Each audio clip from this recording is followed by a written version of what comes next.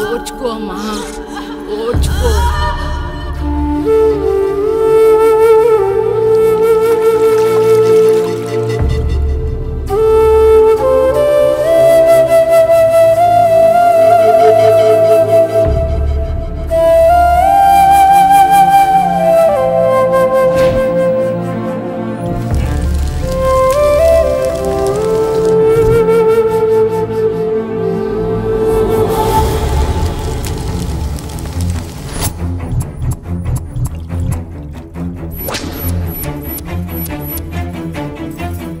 కొంచెం ఓర్చుకో, ఒక గంట ఆగితే ఆ దేవుడు కరుణిస్తాడు.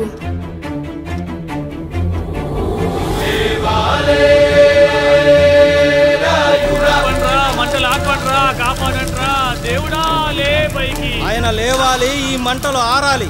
ఈ కంటిలోని ఒక్క పొట్టు ఈ మంటల మీద పడినా ఈ ఊరే కన్నీరు పెడుతుంది.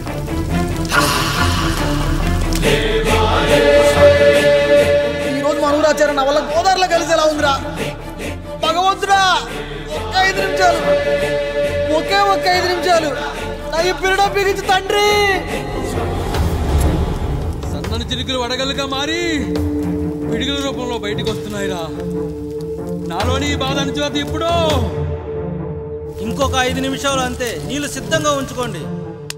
ఆగు, ఎవరు చెప్పారా డెలివరీకి టైం అయిందని?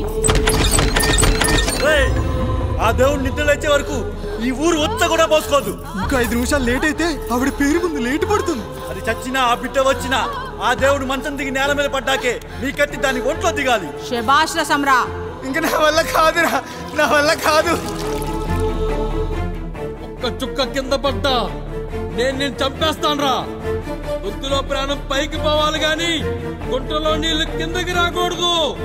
దేవుడు లేస్తాడు, 5 నిమిషాల్లో లేస్తాడు. ఓర్చుకో.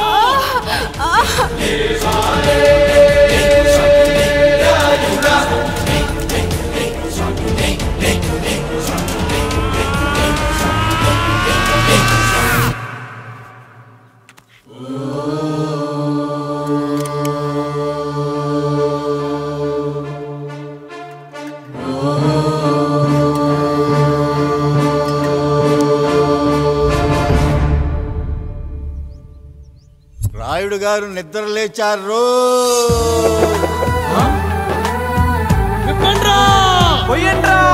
నీవు శారదా లగెత్తండి.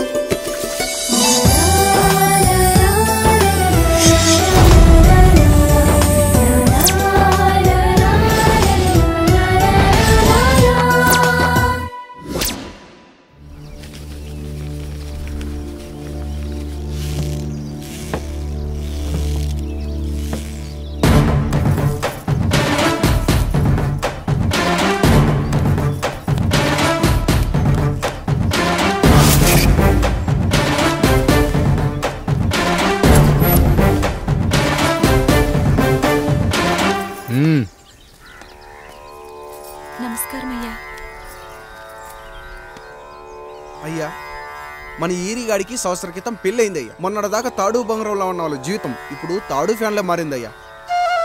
తన భర్తకి తల్లిదండ్రులు ఎక్కువయ్యారయ్యా. కట్టుకున్న భార్యకి చీర కొనడం కంటే అమ్మా నాన్నలకు మాత్రం మందులు కొనటమే తన సంతోషం. పొద్దున లేచిన దగ్గర నుంచి తల్లిదండ్రుల పనులు, పెళ్ళ ముద్దు ముచ్చట తీర్చట్లేదని తల్లిదండ్రులను వృద్ధాశ్రమంలో చేరిస్తే తను తన భర్త సంతోషంగా ఉంటామని వీరిగాడి భార్య సావిత్రి రచ్చబండి ఫిర్యాదు చేసిందయ్యా. చూడమ్మా, ప్రతి స్త్రీ జీవితం 3 ఆకులతో ముడిపడి ఉంటుంది. పెళ్లిల్లో మావిడాకులు, శోభనం గదిలో తమలపాకులు, ఆ తర్వాత భర్తతో విడాకులు. మావిడాకులు గుమ్మానికి కట్టొచ్చు, తమలపాకులతో కిల్లీలు కట్టొచ్చు, కానీ విడాకులతో కాపురాలను కట్టలేమమ్మా, కట్టలేం. నన్నేం చేయమంటారు? నాకంటూ కోరికలుండవా?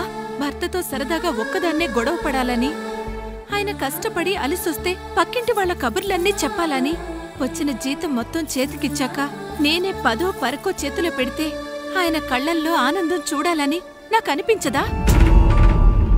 ఎంతసేపు అమ్మా నాన్న అంటూ వాళ్ళ కొంగు పట్టుకుని తిరగడమే తప్ప నా పైట పట్టుకుని తిరిగిందే లేదు. నాకు విడాకులొద్దు, నా భర్త నాకు కావాలి. ఎరా, నీ భార్య చెప్పింది విన్నావుగా, ఏమంటావు? అయ్యా, మీరు నా వైపు కూడా ఆలోచించండి అయ్యా. 9 నెలలు నా తల్లి కష్టపడి కన్నీ పెంచితే 20 ఏళ్ళు నా తండ్రి నన్ను పోషించాడు. నిన్నగాక మొన్న వచ్చింది. ఇది మమ్మల్ని విడదీయాలంటే ఎలాగయ్యా? నాకు నా పిల్లం కంటే నా తల్లిదండ్రులు ఎక్కువయ్యా. మరి పెళ్ళెందుకు చేసుకున్నావురా? అక్కుల్లో పనికెళ్తుంటే అక్కడ మెస్ భోజనం పడట్లేదయ్యా. ఇల్లామంటే పని మనిషి అనుకుంటున్నావారా?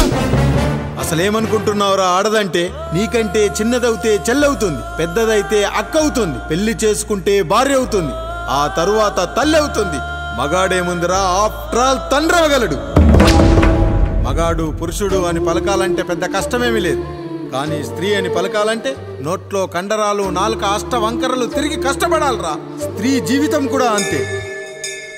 మన దేశంలో స్త్రీని గౌరవించడం తరతరాలుగా వస్తున్న సాంప్రదాయం. ఆ సాంప్రదాయం ఎంత గొప్పదంటే జంతువుల్ని కూడా పిల్లి పిల్ల, కుక్క పిల్ల, పంది పిల్ల అంటాం గాని కుక్క పిల్లోడు, పిల్లి పిల్లోడు, పంది పిల్లోడు అని అనమరా.